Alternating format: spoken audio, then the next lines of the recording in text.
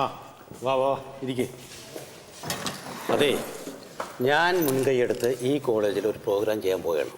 എടി, ഞാൻ അപ്പോഴേ പറഞ്ഞില്ലേ സാർ നമ്മളെ വെച്ച് എന്തോ പ്രോഗ്രാം പ്ലാൻ ചെയ്ത് വെച്ചേക്കുവാന്ന്. അങ്ങനെ ഡാൻസും മറ്റൊന്നുമല്ല സ്റ്റേജ് ചെയ്യണവരുടെ അല്ല. ഇത് ഇവിടെ നാട്ടുകാർ പേടിക്കുകയും അതേസമയം അധികാരികൾ വിങ്ങിപ്പൊട്ടുകയും ചെയ്യുന്നൊരു അവസ്ഥയാണ്. അധികാരികൾ വിങ്ങിപ്പൊട്ടോ പിന്നെ നമ്മൾ ചെയ്യാൻ പറ്റും? നിങ്ങളൊന്നും ചെയ്യണ്ട. തെരുവ് പട്ടികളെ കൊല്ലണമെന്നും പറഞ്ഞ് ഒരു സായാഹ്ന ധർണ. എന്താ, റെഡിയാണോ? അതിപ്പോ സാറേ നമ്മള് നേരത്തെ എനിക്ക് മനസ്സിലായി.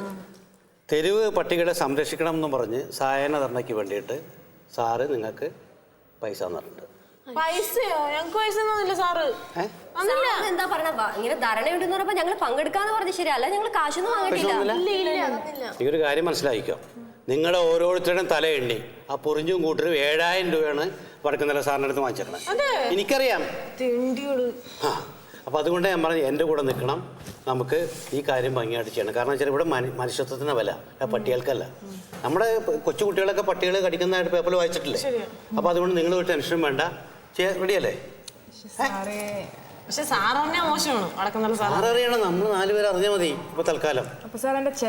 ആ ചെലവൊക്കെ ഞാൻ ചെയ്തോളാം. ഞാൻ അതിൻ്റെ എല്ലാ എക്സ്പെൻസും ഞാൻ മീറ്റ് ചെയ്തോളാം. പിന്നെ മുദ്രാവാക്യങ്ങൾ ഞാൻ എഴുതി കൊണ്ടുവരാം, നിങ്ങൾ വിളിച്ചാൽ മതി. പിന്നെ ഫ്ലെക്സി അടിച്ചുകൊണ്ട് വരാം. പിന്നെ നമ്മൾ മാത്രം അറിയാം. പിന്നെ ആ ബോയ്സ് കുറച്ച് ഫ്രണ്ട്സ് ഇല്ല, അവരെയും വിളിച്ചോ.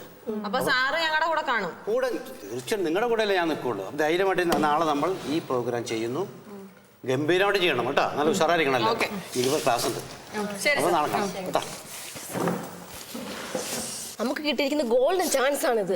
അമ്മ എന്തോ പറഞ്ഞേ, നമ്മുടെ ഗ്രൂപ്പിലുള്ള ആളെ ചെയർമാൻ ആക്കാൻ പറഞ്ഞപ്പോൾ നാട്ടിൽ പോയി പെൺപട്ടികളുടെ എണ്ണം എടുക്കാൻ. ഇതാണ് പറഞ്ഞത്, ദൈവം ഉണ്ടെന്ന്.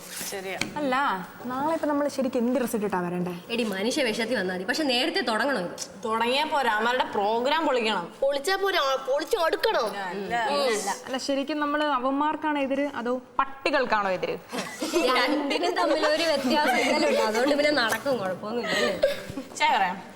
പറയാം. ചായ 2 ചായ. 2 അപ്പൊ നമുക്കൊന്നും വേണ്ട. 4 ചായ.